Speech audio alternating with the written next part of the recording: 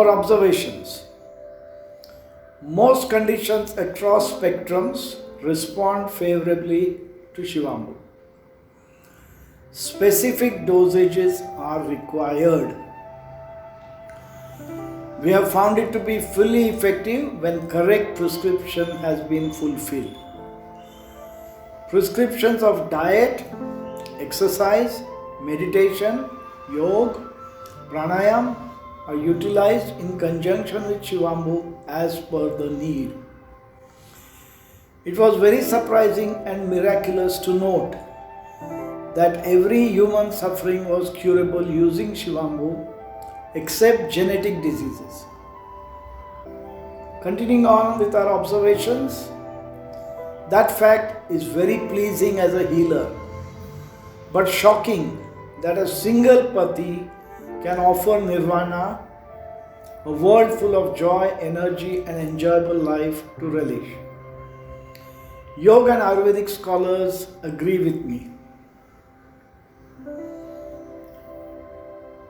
The Shivambu effect. Shivambu gets activated on contact with the atmosphere. Otherwise, one should not suffer from kidney stones, bladder infections and tumors and kidney failure. If same patients take Shivambu, their stones disappear and their kidney failure improves. We know Shivambu is a filtrate of blood. Excess in blood being passed as urine at that point in time.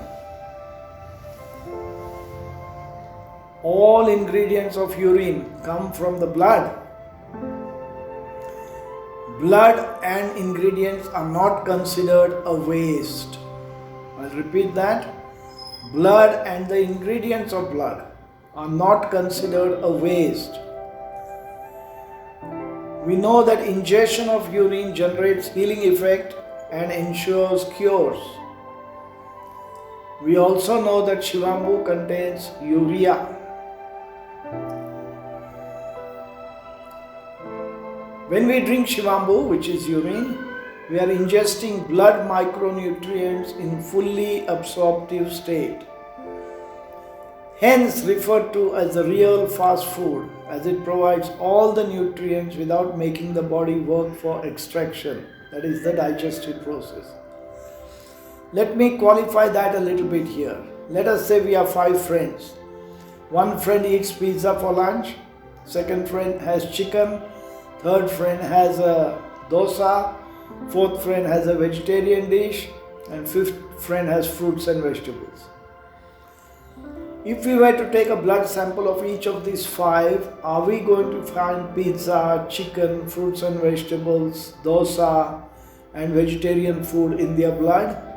Obviously not. What are we going to find? We are going to find the ingredients that are there in those foodstuffs, which are broken down into their elemental form. So in a nutshell, all the food that we eat is broken down through the digestive process into its elemental form and then goes to the blood.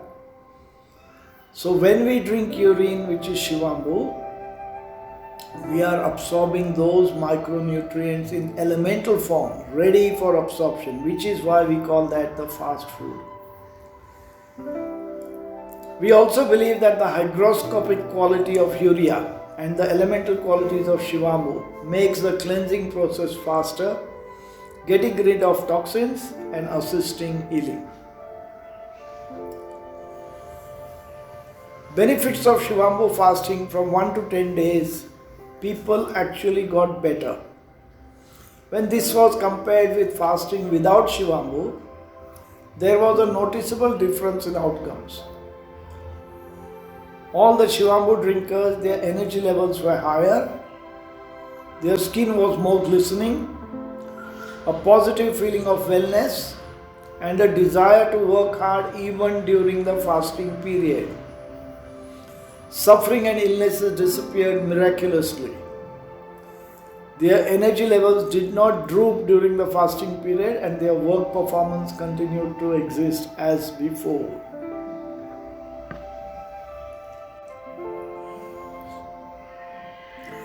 Now, what are the observations in Shivambu clinical practice? Easing of suffering, bowels move better, digestion improves, increased energy levels, a clearer mind and unfogged brain, improved sleep, people wake up fresher, disease responds positively, diseases are cured, normality is restored, quality of life is improved, and medications are reduced as per advice.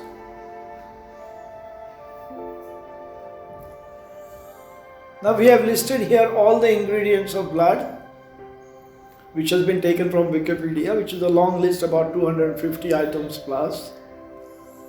And we have highlighted in yellow the ingredients of urine. I'm just going to scan through these next few slides because it's quite detailed to read every bit of it. But I want you all to have a glimpse of the number of highlighted elemental forms of ingredients of blood that are present in urine. If you look at the first slide, you're looking at close to 40-50% of the ingredients. Second slide will be close to 30-40% again. Third slide looks like 50-60%. Fourth slide is definitely close to 60% or more. And the last slide is again close to 50-60%.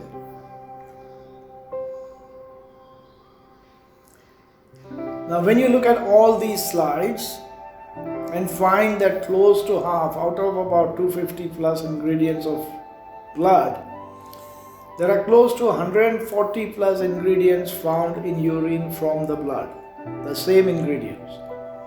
Now that speaks a lot for the ingredients of urine and how pure they will be and why they might be benefiting the body in terms of being the fastest food available. You get it straight from the blood and straight back into the system. Remember, urine is a filtrate of blood and not a waste product. In all sincerity and honesty, it should be reinforced that drinking Shivambu will bring your own blood ingredients into your system and help heal the body. Some interesting observation. This is mainly about myself. I've been a blood donor and plasma donor for many years now. In my earlier life, I was a blood donor. In my later life, I became a plasma donor. And somewhere in between, I started drinking Shivambu and using Shivambu on myself. Having donated blood and plasma close to 50 plus times over many years, the observations were: my blood took longer to coagulate after Shivambu practice. So after I finished a donation in the old days, my blood would coagulate at the elbow very quickly. But after practicing Shivambu, I noticed that it took a fraction longer. I had to have a band-aid there and hold on tight for a bit longer. During donations, blood flowed quickly and the donation was over faster. During plasma donation, staff noted that my plasma was clearer than others. Generally, I heal quicker after any injury, whether it's a bruise, cut, etc. I very rarely get any body soreness, or rather no body soreness after heavy exercise. People generally credit me with youthfulness, about 10 to 15 years. This is what I refer to as the aging reversal. Now let's talk about some really important ingredients of Shivambu, what I call the magical ingredients, and their benefits to the body. Before that, let me give you an example. The body produces these chemicals, passes it to the blood, and whatever is excess at that point in time, it gets excreted as urine, which we call an excretory product. We normally just waste it, let it go as urine. Shivambu replenishes it. So for example, out of the 140 ingredients that we talked about that come into the urine from blood, let us say one of the units, let's say magnesium. If the body requires 10 units of them and 5 are ingested back when I drink Shivambu, then naturally the body does not require to make 10 more today. The body requires only 5 more to be generated. So keep this in mind, because this is the fundamental concept of healing through Shivambu, I believe. Now some of the compounds that are found in urine, which we call Shivambu. Urokinase, a compound found in human urine, activates substances in the bloodstream that dissolves blood clots. Embolism treated with good results. Because urokinase was so efficient in treating emboli, the pharma lobby created a drug called streptokinase and similar other drugs and other derivatives, and today they are used based on urokinase. We all also know that natural is always better than synthetic. So today if I have a blood clot and I have a paralysis attack or a heart attack and I'm rushed to the emergency ward, and within that time frame of when it is effective, if I'm given streptokinase or its derivatives, the blood clot dissolves and I suddenly walk out of the hospital next day hale and hearty as if nothing happened, thanks to urokinase. Nitroglycerin. It contains an artery dilating agent similar to nitroglycerin that is used when we have a coronary blood flow or a heart attack, and nitroglycerin is used to relieve angina or chest pain. So if somebody has a dire emergency and if nothing is available, you are in a remote bush place, you are away from everything for more than an hour or two and you can't get somebody to a hospital or a doctor quick enough, then see if you can get the patient to drink his own urine or apply and rub to the heart chest area for possible benefits. You can't lose, that's the last resort. Antineoplasms. Dr. Stanislaw William Buzinski isolated this peptide fraction from human urine, which has been found to selectively stop the growth of cancerous cells without significantly affecting the growth of regular cells. He started extracting these from healthy people and provide cancer patients, treating them successfully way back in the 70s. FDA in America banned his urine extracts as they were not synthesized but natural. The ban said it has to be synthetic. So Dr. Buzinski worked tirelessly for another 10 to 15 years and synthesized identical compounds and now uses them to treat cancer patients, knowing fully well that natural is superior to synthetic. Today he practices in Texas, where he has always been. USA and the states have got a funny law system of practice. He is entitled to practice in Texas, but the FDA will not permit him to practice in any other state of the United States of America. And thus the FDA are still against him, as he is a practicing generic medicine, and that is a big loss for Big Pharma. How sad indeed that patients have to travel all the way to Texas just to get his services so that they can recover from cancer, which is already a progressive disease, money draining disease, and patients may not be in a position to travel that far.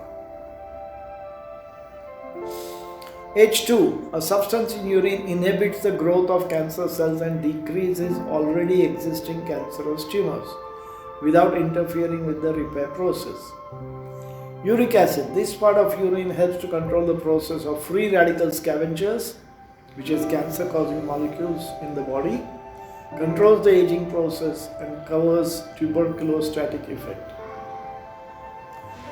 Beta-indoacetic acid is an inhibitor of somatic growth in animals and of carcinoma and sarcoma in animals. Retin from urine showed an inhibitory action on the growth of transplanted malignant tumors in mice. Directin, when added to the culture medium, causes all cancer cells on which it has been so far tested to align themselves end to end into straight rows. That means it disrupts the cancer cells' programming and they are more easily destructible. 3-methyl-glyoxal. Nobel laureate Albert Szent-Györgyi observed, this substance has been shown to destroy cancer cells. Allantoin is a nitrogenous crystalline substance and oxidation product of uric acid, that is, purine metabolism. This is used in medical and veterinary professions to treat wounds and to stimulate growth of healthy tissues. Protein globulins, having antibodies to specific allergen found to be identical to the proteins in serum, that is blood, immunoglobulins. Renin, produced by the kidneys, maintaining the body's vascular tone and thereby influences blood pressure. It is used by the body to regulate the production and liberation of aldosterone. Creatinine and hippuric acid have been known for their antibacterial and hence antituberculostic properties. Creatinine is a product of creatine metabolism. DHEA is a steroid secreted by the adrenal gland and excreted in large amounts in the urine of males. This component prevents obesity, extends lifespan of animals, and is a possible treatment for aplastic anemia, diabetes, and breast cancer in women. DHEA stimulates bone marrow and increases production of all bone marrow elements, including red cells, platelets, monocytes, macrophages, and lymphocytes. Lower levels of DHEA seem to be related to the aging process. Of course, DHEA in urine when it is drunk as Shivambu is going to stimulate the better growth of red cells, platelets, etc. More red cells means your hemoglobin is likely to increase. More platelets means your platelet count is going to be maintained easily. Adenylate cyclase, produced by the kidneys, is a hormone which produces a chemical called cyclic AMP. This chemical is the mediator of action of all hormones in the body. Urea. Urea is an end product of protein metabolism. Renders antibacterial property to urine. Due to its antibacterial nature, urine has a strong inhibitory effect on the growth of the tubercle bacilli. The urea level found in the kidney exercises a marked inhibitory effect on inflammation. Bacteriostatic and bactericidal effects of urine increases with decreasing pH.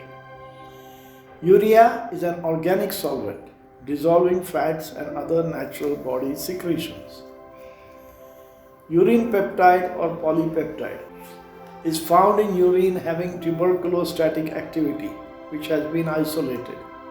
Its molecular weight is said to be very low. Opsonase is a blood substance which acts on the bacteria, causing or leading them to be more easily destroyed by the phagocytic cells.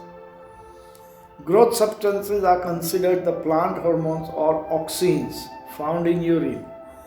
The effect of these auxins is to stretch the cell, not cell multiplication. Erythropoietin, a hormone which stimulates the bone marrow to produce red blood cells. Many sufferers of anemia who practice urine therapy have improved their condition. Hormone erythropoietica has been found to stimulate the formation of red cells in the blood. Prostaglandin is a fatty acid derivative produced by various organs of the body, including the kidneys and prostate glands. This is good for hypertension and can act as a birth control agent.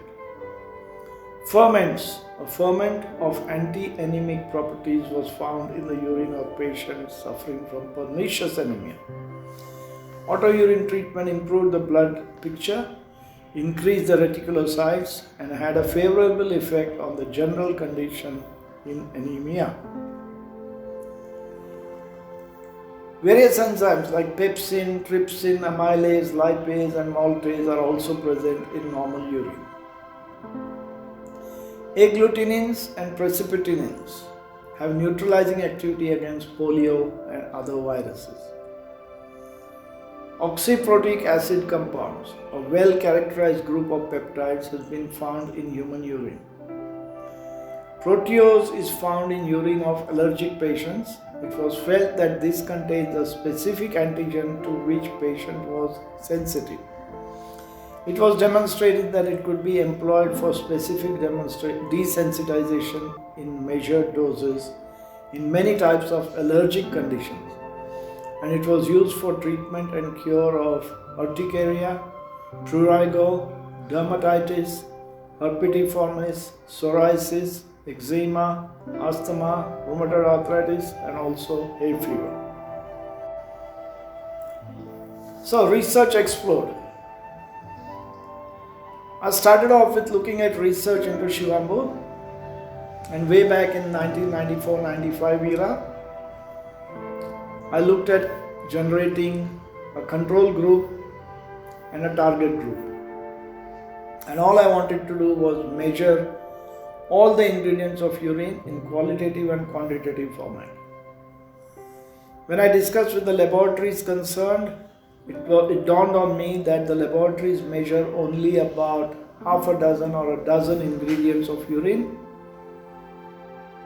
They are unable to examine the whole spectrum of urine ingredients qualitatively and quantitatively in a standard laboratory situation. This required a lot of high-powered tools, special labs, and it all became a very costly exercise and near to impossible. So we had to drop that idea. The essential component in this was technology was not good enough to help us solve this riddle. Then we discussed with University of Pune in their research chemistry research lab in 1995, and we looked at doing some graphic work of documenting the different elements in urine and their range. Unfortunately, we required high level of sponsorship for that, and we failed in getting adequate sponsors. Then there was the sound theory propounded in 98 by an engineer friend of mine who understood sound technology better than me. The way he explained it to me, he said, when I hear my voice going from a microphone into a speaker and I find it comes out beautiful, it is because the sound has been improved n number of times. It might be 10, 20, 50, 100 times before it actually comes out. And in that process, they are refining the sound. He sincerely believes that Shivambu works the same way. So when you're taking Shivambu every day, it's recirculating in the body and slowly it is cleansing out the body and slowly and cumulatively makes the body better, and thus diseases happen to fall by the wayside. Then there was the vibration theory, which I read about in a book written by Richard Gerber in the 80s, 88. And after reading it, I was so sure that the vibration theory would explain everything, because the vibration theory talks about every one of us, every ingredient, every living thing, every medical component, whether it's a herbs, a spice, or a allopathic medicine or a homeopathic medicine, has got certain vibrations. If those vibrations are in sync with my disease process and can manipulate my body vibrations to match in such a way that it directs my body to heal, then that medicine is going to be suitable for me. Now we have all these different diagnostic systems for each one. Ayurveda has their own, acupuncture has their own, allopathy has their own, homeopathy has their own, by which you find the right conditions and then you prescribe the right medicine.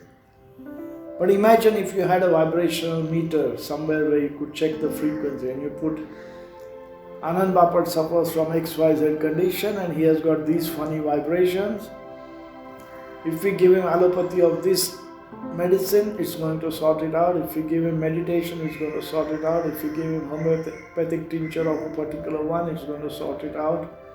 And if this was as crystal clear and simple as that, life would be so wonderful, and we would not be quarreling about your medicine, my medicine. It would all be one medicine. But the vibrational theory never took off. I was under the impression that it would take off, and in the late 90s we would have a system where people would be looking at vibrational energy to confirm disease and bring people back to health. But that was not to be, unfortunately. Recently in 2022, I thought about the mitochondria theory. The current theory is based on reading about mitochondria, their essential need for good health. They are functioning as powerhouse of the cell. Their existence in every cell except red blood corpuscles. They are thriving under better health guidelines, and their death and destruction under pathological and toxic conditions led me to the correlation that Shivambu has a similar effect, and thus may be triggering mitochondrial growth to thrive and thus heal the body across all organs and cells. This again makes sense as it is global across the whole body, and cures are evident across all diseases and conditions. Hence Shivambu and mitochondria correlation becomes stronger. Finally, the latest one we are thinking of is the telomere theory. By the way, the mitochondrial theory, there is an issue with reviewing how the mitochondria numbers have risen or fallen, because you need to do a biopsy for every organ, and that can become a bit tedious and painful and may not be cost effective.